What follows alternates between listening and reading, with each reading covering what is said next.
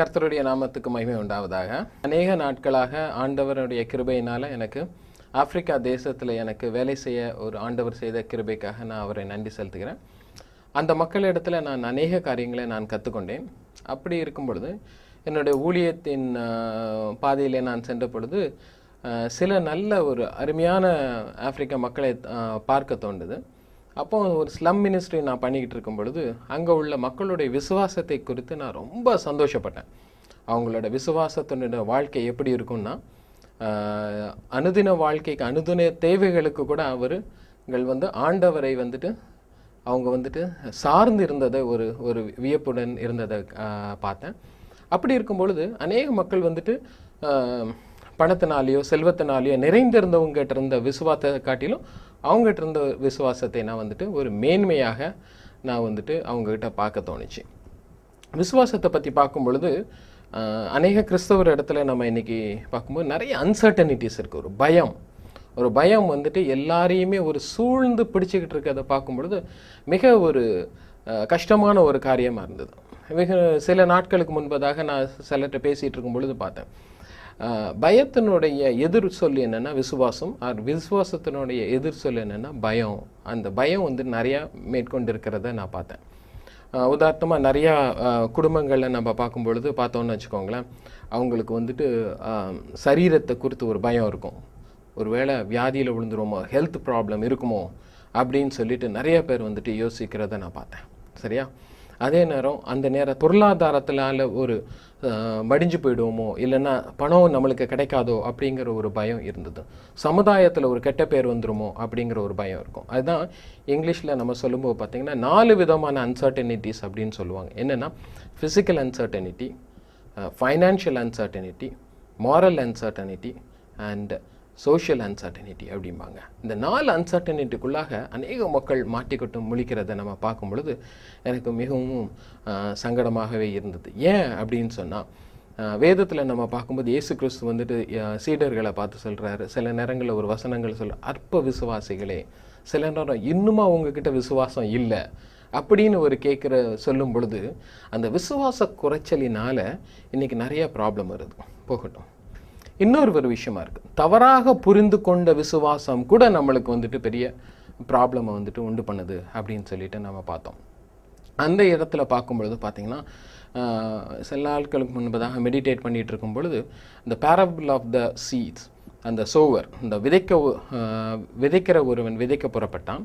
அப்போ அந்த விதைக்கிற வரும்போது 4 விதமான இடத்த பற்றி ஆண்டவர் ஒரு இடத்துல பேசுகிறார். தவறான விசுவாசம் நம்மளுடைய வாழ்க்கையில் எவ்வளவாக நம்மளுடைய ஆண்டவர் குறுக்க ஒரு உறவை ஒரு தவறான விதத்தில் வழி நடத்திக்கிட்டு செல்லுது அப்படிங்கிறத ஒரு சின்ன இதில் பார்க்கலாம். அப்படியா? நிறைய இடத்துல இந்த ஆங்கில பதம் பார்த்திங்கன்னு வச்சுக்கோங்களேன், சில நேரம் கொடுக்கப்பட்டிருக்க ஒரு வசனங்கள் என்ன போட்டிருக்குதுன்னு சொன்னால், மத்தேயு 13:22 டிசீட்ஃபுல்னஸ் ஆஃப் த வெல்த் அப்படின்னா, நம்மளுக்கு கொடுக்கப்படுகிற ஒரு பொருளாதாரத்தினுடைய ஒரு ஏமாற்றம் அப்படிங்கிறது ஒரு பதத்தில் ஒன்று கொடுக்கப்பட்டிருக்குது. அப்போ தவறாக புரிந்து கொள்ளும் பொழுது ஏமாற்றப்படுகிறது. அந்த ஏமாற்றப்படுகிறதோடைய ஒரு வார்த்தைக்கு இங்கிலீஷில் நிறைய பதங்கள் நம்ம பார்க்கும்போது பார்த்திங்கன்னு வச்சுக்கோங்களேன், ஏமாற்றப்படுகிறது, அதுக்கப்புறம் ஏமாறுறது போல நம்மளுக்கு தோன்றுகிறது. இப்படிப்பட்ட ஒரு காரியத்தை குறித்து நம்ம இந்த ஏமாற்றத்தை பார்க்கோம். தவறான விசுவாசம் நம்மளுடைய வாழ்க்கையை எவ்வளவாக பாதிக்கிறது என்கிற குறித்து இன்றைக்கி இந்த மெசேஜில் நம்ம கொஞ்சம் இன்றைக்கி பார்க்கலாம். அந்த இடத்துல ஏற்கனவே சொன்ன மாதிரி இந்த விதைக்கப்படுகிற ஒரு ஓமையை குறித்து இயேசு கிறிஸ்து பேச சொல்லும் பொழுது 4 விதமான நிலத்தை குறித்து பேசுகிறார். அவர் எந்த நிலத்தை குறித்தெல்லாம் பேசும்பொழுது பார்த்திங்கன்னா, வழி அருகே விழப்பட்ட ஒரு விதைகளை நம்ம பார்க்குறோம். இன்னொன்று ஒரு கற்பாறையின் உள்ள இடத்துல ஒரு விதை விழுந்ததை நம்ம பார்க்குறோம். அதுக்கப்புறம் முள்ளுள்ள இடங்களில் விழுந்ததை பார்க்குறோம். அதுக்கப்புறம் நல்ல நிலத்தை குறித்து பார்க்குறோம். இந்த 4 சொற்களுமே ஒவ்வொரு இதையும் இயேசு கிறிஸ்து ஒரு பதிலை ஒன்று சொல்லிகிட்டு இருக்கிறார். அப்போது நம்ம ஒரு வாட்டி எனக்கு அந்த பாறையில் விழுந்தது ஒரு வசனமும், அதுக்கப்புறம் ஒரு பாதையில் விழுந்த ஒரு விதைகளை பற்றி பேசும் பொழுது அவர் கிளியராக சொன்னார். இன்றைக்கி எப்படின்னா, நம்மளுக்கு மெசேஜை கேட்ட உடனே எவ்வளவு காலங்கள் அது நம்மளுடைய இருதயத்தில் தங்கி இருப்பது என்பதை குறித்தான ஒரு ஓமையை ஆண்டவர் காமிக்கிறார். சரியா? சில நேரங்களில் வசனத்தை கேட்டு அதன் மூலமாக நம்ம நடக்க முடியாமல் சில காலங்களிலேயே யாராவது வந்து எடுத்துட்டு கொண்டு செல்வதை நம்ம பார்க்குறோம். சரியா? இந்த மூணாவது சொல்லப்பட்ட ஒரு காரியத்தை குறித்து நான் இன்னைக்கு உங்ககிட்ட எம்பசைஸ் பண்ணி பேசலான்ட்டு இருக்கிறேன். இந்த 4 நிலங்களை பற்றி கொடுக்கும் பொழுது நம்ம இருதயத்தின் மனப்பக்குவத்தை பற்றி சொல்லப்படுறது. சரியா? எப்படிப்பட்ட விஷயங்களை இயேசு கிறிஸ்து சொல்லும் பொழுது அதை நம்ம கேட்டுக்கொள்கிறோம் அப்படின்னு சொல்லிட்டு, ஒருவேளை சர்ச் போயிட்டு வரும்போது மெசேஜ் கேட்குறோம், நம்மளோட வேதத்தை தியானிக்கும் போது ஆவியானவர் நம்ம இடத்துல பேசுகிறார். அப்போ மனப்பக்குவம் வந்துட்டு ஒரு நிலத்தை போல இருக்குது, ஒரு மணலை போல இருக்கிறது. சரியா? அநேகர் இடத்துல ஒரு விவசாய இடத்துல போடும்போது ஒருத்தங்க வந்துட்டு அழகாக சொன்னாங்க. சரியா? அந்த மண் வந்துட்டு சாஃப்டாக இருக்கும் பொழுது விதைக்கிறதுக்கு ரொம்ப ஈஸியாக இருக்கும் அப்படின்னு சொன்னாங்க. அப்படியா? சில நேரங்களில் அதே மண் கட்டியாக இருக்கும் பொழுது அவங்களால விதைக்கும் போது அந்த விதை மண் உள்ளாக போகாமல் மேலேயே கிடக்கும் பொழுது தான் பார்க்குறோம். சரியா? அப்போ வளரும்போது அந்த ரூட் உள்ளே போகிறதுக்கு ஏதுவாகவே இருக்காத மாதிரி ஒரு சிச்சுவேஷன் இருக்குது. ஸோ வேத வசனத்தை நம்ம இருதயத்தில் வாங்குறதுக்கு முன்பதாக நம்ம மனதை பக்குவப்படுத்தி கொள்ளும் பொழுது வேத வசனம் நம்ம இருதயத்தில் போகும்போது அது நல்ல ஒரு ரூட் வச்சு வளர்கிறதுக்கு வசதியான ஒரு காரியமாக இருக்கிறது. சில நாட்களுக்கு முன்பதாக ஒரு சகோதரன் சகோதரியை பார்த்தேன். அப்போ அவங்க சொன்னாங்க, எங்களுக்கு வேத வசனத்தில் அநேக வசனம் எங்கள்கிட்ட பேசலை, ஒரு வசனத்தின் மூலமாக எங்களுடைய வாழ்க்கையே இன்னைக்கு மாறிடுச்சு அப்படின்னாங்க. ஏன்னா வேத வசனம் அவ்வளவு சக்தி வாய்ந்த ஒரு வசனமாக இருக்கிறத நம்ம பார்க்குறோம். அப்போ அவங்க சொன்னாங்க, எங்களோட இருதயெல்லாம் உடைஞ்சி நாங்கள் எல்லாவற்றையும் இழந்து விட்டோம், எங்கள் வாழ்க்கையே முடிஞ்சு போச்சு அப்படின்னு இருக்கும் பொழுது தான் ஒரே ஒரு வசனத்தின் மூலமாக நாங்கள் இன்னைக்கு ஆண்டவரை ஏற்றுக்கொண்டு நிற்கிறோம் அப்படின்னு சொல்லிட்டு. ஒரு விதத்தில் சில நேரங்களில் வேத வசனம் சிலருக்கு பேசாததுக்குரிய காரணம் என்னென்னா, அந்த நிலத்தை அவங்க சரியான விதத்தில் விதைக்கிறதுக்கு முன்பதாக அதை ப்ரிப்பேர் பண்ணாததுக்குரிய காரணத்தினால கூட இன்னைக்கு அநேக மக்களுடைய ப்ராப்ளம்ஸ் இன்னைக்கு நாங்கள் பார்க்குறோம். சரியா? அந்த இடத்துல இருக்கும் பொழுது ஏற்கனவே ஒரு இடத்துல 3வது வசனத்தில் சொன்ன பொழுது முள்ளுள்ள இடத்துல வேத வசனம் உளும் பொழுது அது எப்பேற்பட்ட ஒரு ப்ராப்ளத்தெல்லாம் பார்க்குது அப்படின்னு சொல்லிட்டு இங்கே பார்க்குறோம். அதில் 2 விஷயமான வருது. அந்த விதை விதைத்து வளர்ந்தும் பொழுது அது முட்செடிகள் அப்படியே நெருக்கிறதாம். அப்படி நெருக்கி அது கனி கொடுக்க விடாதபடிக்கு ஒரு வாழ்க்கையை மாற்றுது. அதுக்கு 2 ஒரு விஷயத்த நம்ம பார்க்குறோம்.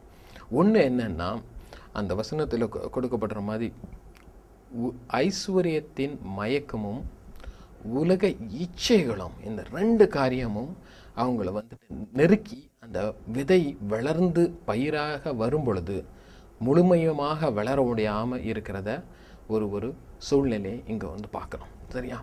அப்போ understanding of the money, understanding of the வேர்ல்டோடைய ஹெல்த் அப்படின்னா பணத்தை பற்றி புரிந்து கொள்ளுறதும் உலகத்தை பற்றி தவறாக புரிந்து கொள்வதும் நம்மளுடைய வாழ்க்கையினுடைய விசுவாசத்துக்கு ஒரு முக்கிய ஒரு காரணமாக இருக்கிறது என்று நான் நம்புகிறேன்.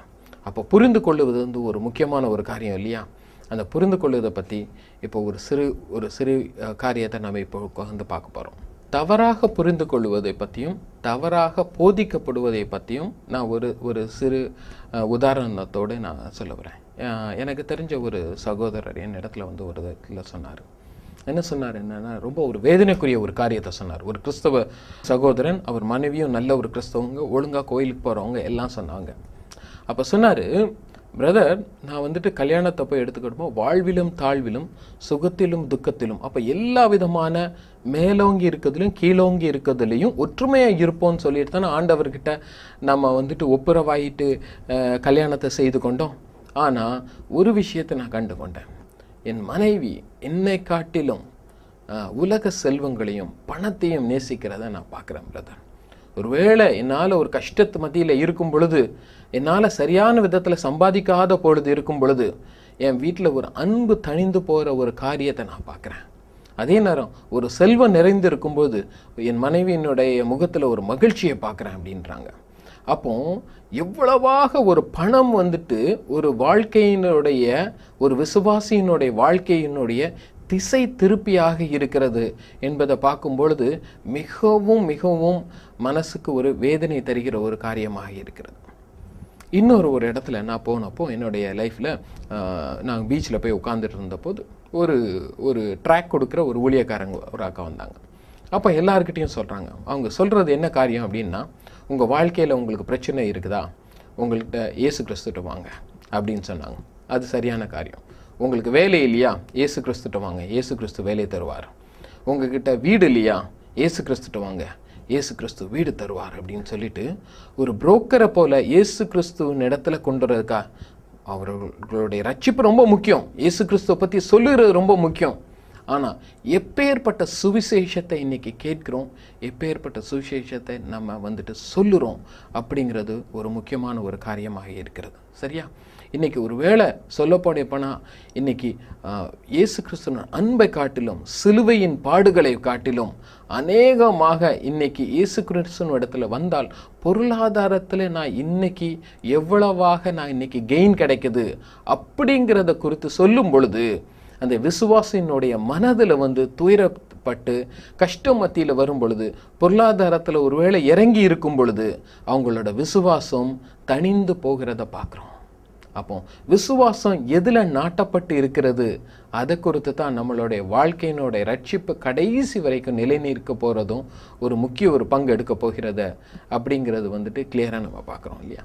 அந்த விதைகள் அந்த முள்ளுள்ள இடங்களிலே உழப்பட்ட விதை எத்தனை ஒரு சதவீதமாக இருக்கும் அப்படின்ட்டு ஒரு கோட்பாடு எடுத்தோம்னா, என்ன பொறுத்த வரைக்கும் 90% 90% ஆஃப் த கிறிஸ்டியன்ஸ் இன்னைக்கு ஒருவேளை இப்பேற்பட்ட ஒரு சூழ்நிலையில் வாழ்ந்து கொண்டு இருக்கதா இருக்கும். ஆனால் அநேகர் நான் சொன்னதை கூட கேட்டால் கூட மறுத்து சொல்லக்கூட ஒரு வாய்ப்பு இருக்குது. ஏன்னா இயேசு கிறிஸ்து சொல்லியிருக்கிறாரு.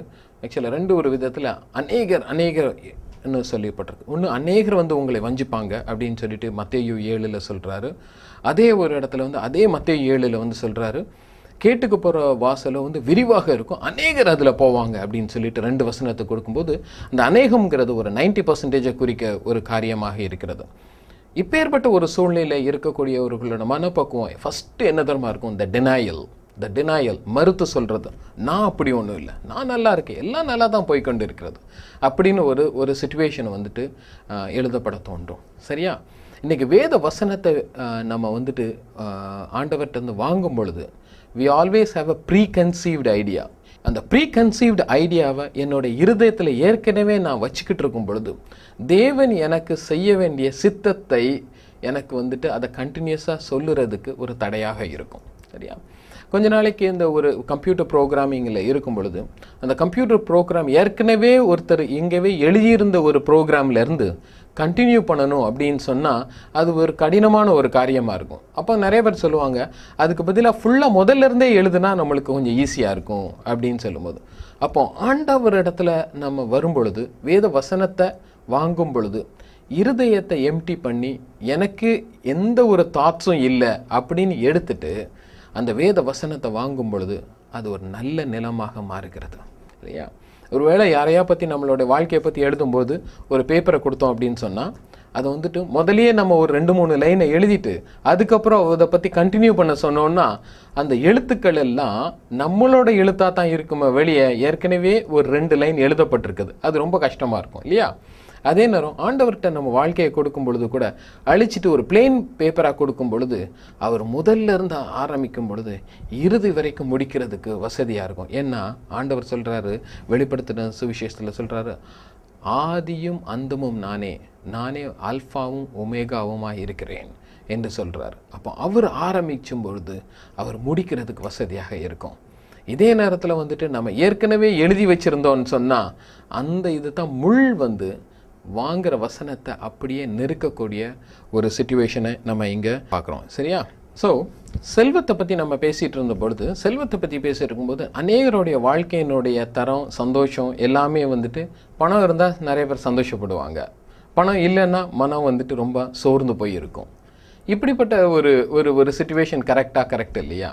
அப்படி இருக்கும் பொழுது ஆண்டவர் ஒரு இடத்துல சொல்கிறார், ஒருத்தர் 2 எஜமான்களுக்கு ஊழியம் செய்ய முடியாதுன்னுட்டு. ஒன்று ஆண்டவரை பற்றி சொல்கிறாரு, இன்னொன்று பணத்தை பற்றி சொல்கிறாரு. அப்போ பணம் உங்களுக்கு சந்தோஷத்தை கொடுக்கும் பொழுது ஆண்டவர் அங்கே இல்லைன்னு அர்த்தம். ஏன்னா இன்னொரு எஜமானுக்கு உங்கள் இருதயம் ஊழியம் செஞ்சு கொண்டு இருக்கிறதுன்னு அர்த்தம்.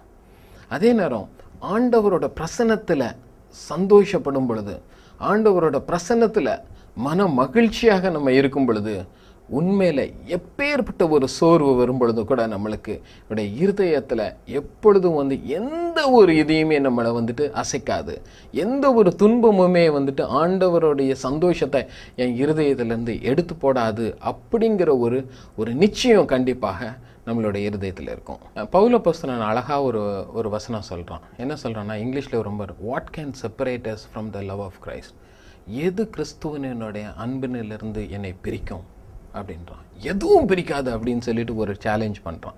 ஒருவேளை வியாதியோ நிர்வாணமோ, ஒருவேளை மரணத்தை பற்றி கூட பேசும் பொழுது, கிறிஸ்துவனுடைய அன்பை விட்டு என்னை எதுவுமே பிரிக்காது அப்படிங்கிற ஒரு அழுத்தமான ஒரு வார்த்தையை சொல்கிறத நம்ம பார்க்குறோம்.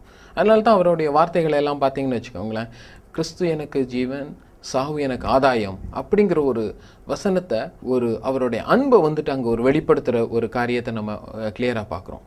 இன்றைக்கி கிறிஸ்துவனுடைய சமாதானமும் சந்தோஷமும் நம்ம இருதயத்தில் இருக்கும் பொழுது, ஏதாவது ஒரு சமாதான குலைச்சலோ எதனால நம்மளை ஏற்படுத்துது அப்படின்னு பார்த்தீங்கன்னா, வேத வசனத்தில் சொல்கிற மாதிரி 2 விஷயம்.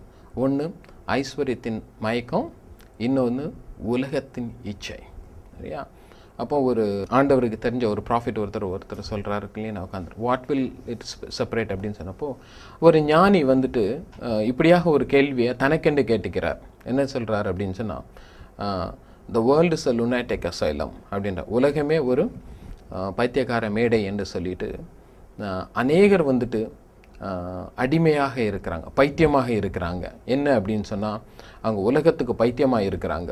ஒன்று, அவர்கள் பணத்தின் மேலே பைத்தியமாக இருக்காங்க, பெண்ணின் மேலே பைத்தியமாக இருக்காங்க, பேரின் மேலே பைத்தியமாக இருக்காங்க, புகழின் மேலே பைத்தியமாக இருக்கிறாங்க. ஆனால் நானும் ஆண்டவர் மேலே பைத்தியமாக இருக்கிறேன் அப்படின்னு சொல்கிறோம். தட் மீன்ஸ் தட் அவனுடைய அன்பு இங்கிலீஷில் சொல்லும்போது I am mad after God அப்படின்னா, ஆண்டவர் இடத்துல அவன் எப்பேற்பட்ட ஒரு அன்பை வச்சிருக்கிறவனா இருக்கிறது குறித்து அவனுடைய அன்பை வெளிப்படுத்துகிற பார்க்கும் பொழுது, பவுல் அப்போஸ்தலன் அதே மாதிரியான ஒரு அன்பை இங்கே வெளிப்படுத்துகிறான். அப்போ எதுவுமே அவனை பிரிக்காது அப்படின்னு சொல்லிட்டு பார்க்கும் பொழுது, ஆதி திருச்சபையில் வாழ்ந்த மக்களுடைய வாழ்க்கை தன்மையில் பார்த்தீங்கன்னு வச்சுக்கோங்களேன், எதுவுமே அவங்கள பிரிக்காதபடிக்கு அவங்களோட ஃபோக்கஸ் ஃபுல்லாக இயேசு கிறிஸ்து மேலே இருந்ததை நம்ம இன்னைக்கு பார்க்குறோம். எது உங்களுடைய வாழ்க்கையில் கிறிஸ்துவுக்கும் உங்களுக்கும் நடுவில் வர ஒரு காரியத்தை இருக்கும் அப்படின்னு சொல்லப்போனால், மனப்பக்குவத்தை குறித்து சொல்லும் பொழுது ஒருத்தர் சொன்னார், ஆக்சுவலாக ஒரு இதில், த மோஸ்ட்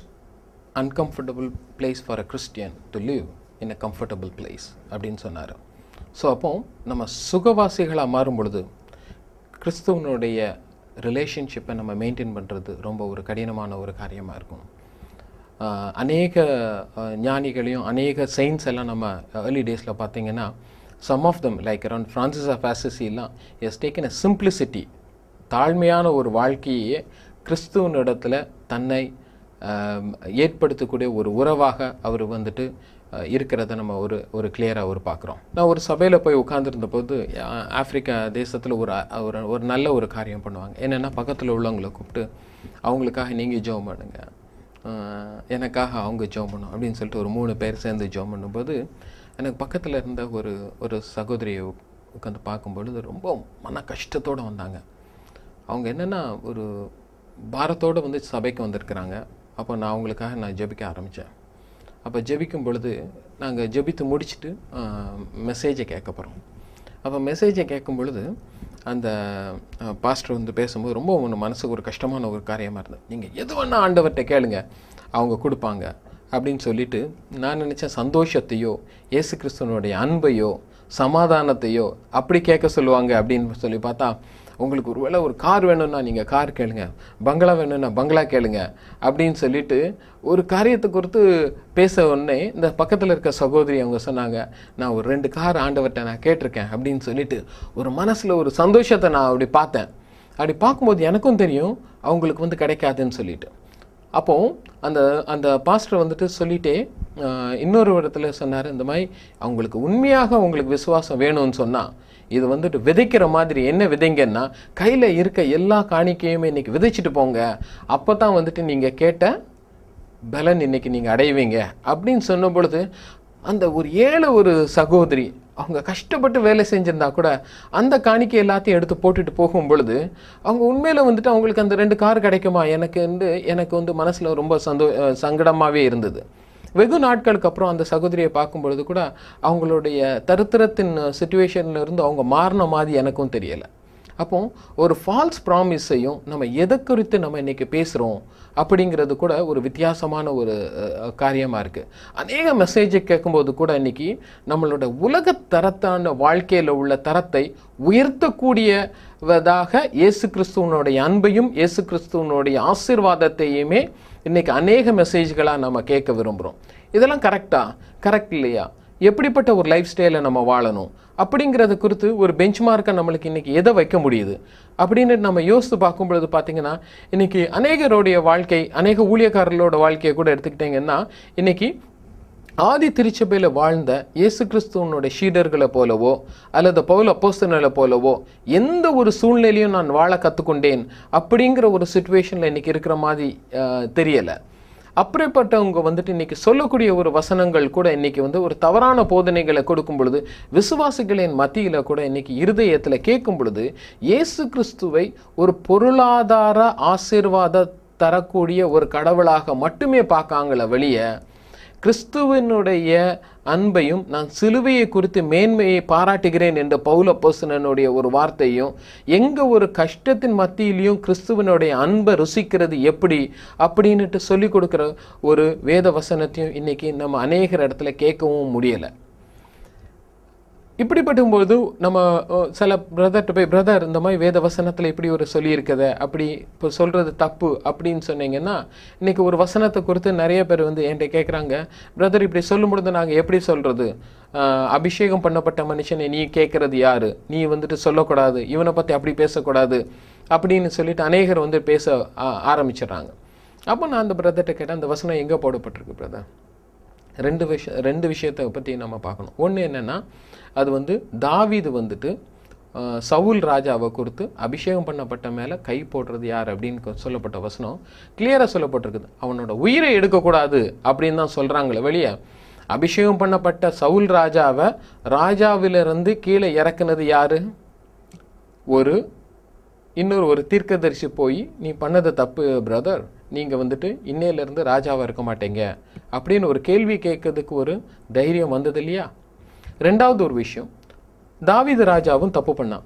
அப்போ நாத்தான் வந்துட்டு அபிஷேகம் பண்ணப்பட்ட மனுஷனை கேட்பது யாரு அப்படின்னு விட்டுருந்தார்னா இன்னைக்கு வரைக்கும் தாவீது ராஜா ஒரு வேளை தவறான பாதையில் போய் தன்னோட ஆத்மாவை கூட இழந்து போயிருந்திருக்கலாம். அந்த சேம் டைமு நாத்தான் வந்துட்டு போய் தாவீது ராஜாட்ட கிளியராக சொல்கிறாரு. என்ன சொல்கிறாரு?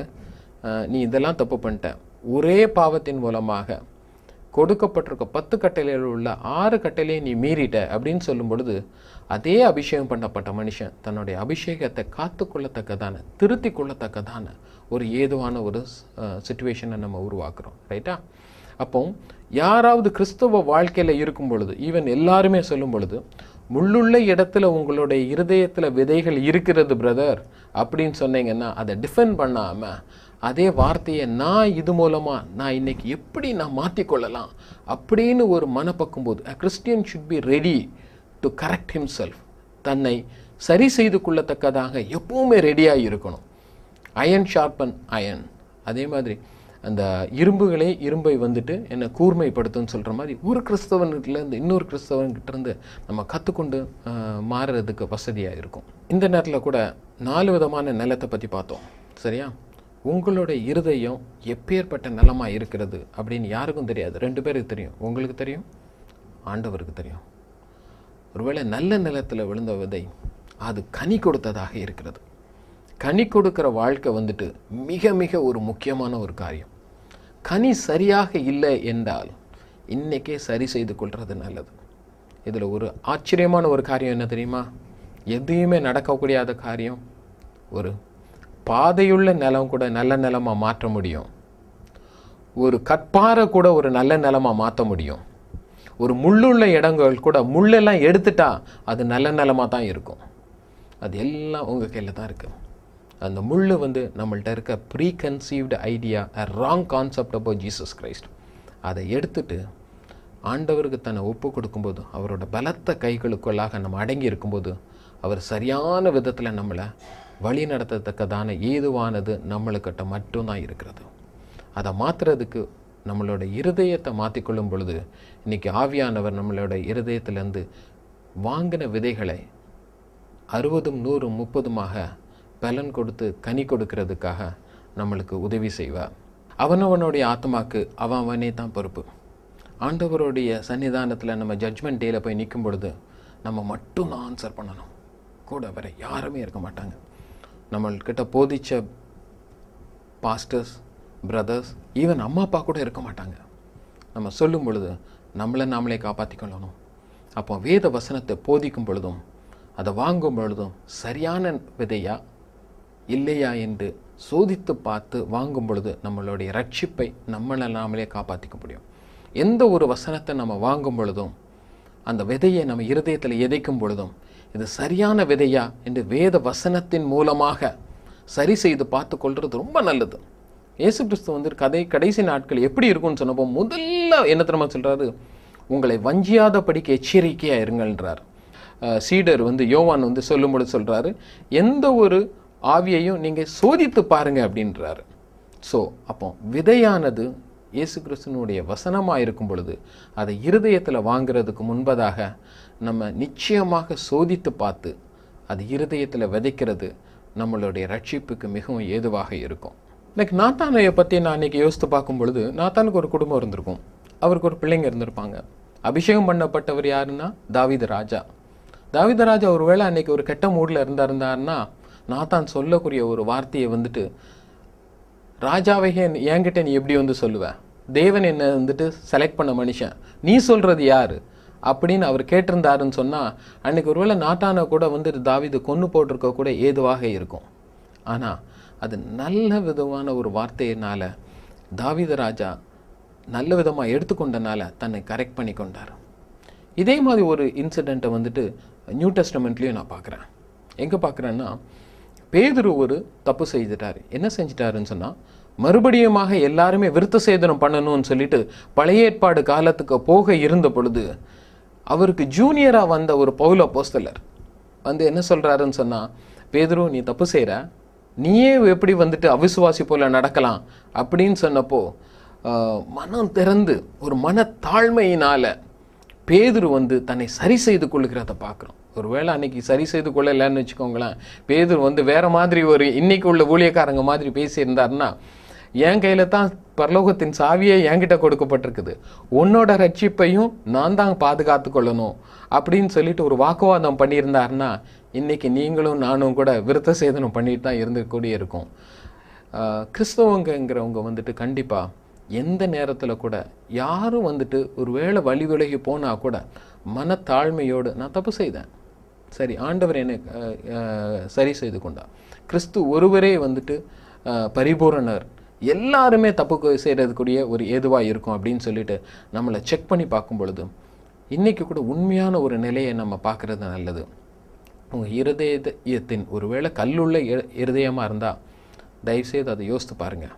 நல்ல நிலமாக மாற்றிக்கொள்ளுறதுக்கு ஒரே ஒரு காரியம், முதல்லையே நான் சொன்ன போது, denial is the disaster of our faith. அப்போ என்ன சொல்லியிருந்தேன்னா, நம்ம மறுத்து பேசுகிறதே நம்ம விசுவாசத்தை குலைக்கக்கூடிய அது ஒரு டேஞ்சரஸ் சிச்சுவேஷன். இன்னைக்கு உண்மையான ஒரு பக்குவத்தை அறிந்து கொள்ளணும்னா ஆவியானவர்கிட்ட இடத்துல இருதயத்தில் நம்ம கேட்கலாம், ஆண்டவரே என்னோடய இருதயம் இன்றைக்கி கல்லுள்ள இடத்துல இருக்குதா அல்லது முள்ளுள்ள இடத்துல இருக்குதா அப்படின்னு கேட்டோம்னா அந்த கேள்விக்கே கரெக்ட் பண்ணிக்கக்கூடிய ஒரு ஆரம்பமாக இருக்கும். அந்த நல்ல நிலமாக மாற்றுறதற்காக நம்ம எப்பேற்பட்ட ஒரு காரியமாக இருந்தாலும் அதை மாற்றிக்கொள்ளும் பொழுது ஒரு பயனுள்ள ஒரு வாழ்க்கையை வாழ்கிறதுக்கு நம்மளுக்கு நிச்சயமாக ஒரு ஏதுவாகவே இருக்கும்.